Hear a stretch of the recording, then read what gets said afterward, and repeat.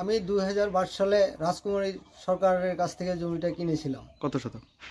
8 শতক জমি কিনেছিলাম। তারপর সেই জমিটা এখন অবধি আমি দখল পাচ্ছি না। কার কাছে আছে?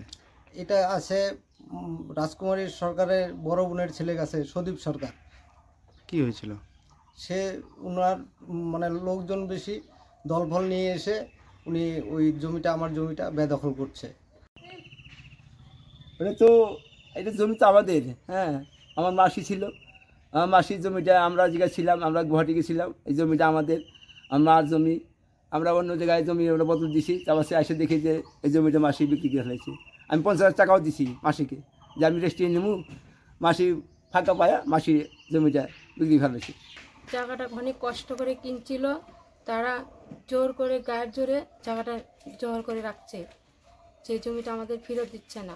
আমরা যদি জোর করতে যাই, তারা মারধর করতে আসে আমার স্বামীকে, আমাকে, ছেলেকে। ওরা অত্যাচার করে। দোকানটা ভাঙচুর করে ওরা আরও নতুন করে তালা দিয়েছে। এখন কি চাচ্ছেন? এখন চাচ্ছি মাননীয় মুখ্যমন্ত্রীর কাছে অনুরোধ, আমার এই জায়গাটা যেন আমার ফেরত আসে। আমরা খুব গরিব, কষ্ট করে টাকা জোগাড় করে জায়গাটা নিয়েছিলাম, কিন্তু আমরা ফেরত পাচ্ছি না। অভিযোগ জানিয়েছিলেন? হ্যাঁ, জানিয়েছিলাম। পঞ্চায়েত, গ্রামবাসী ওদেরকে জানিয়েছিলাম, ওরা আমাদের কোনো সুযোগ সুবিধা দেয়নি।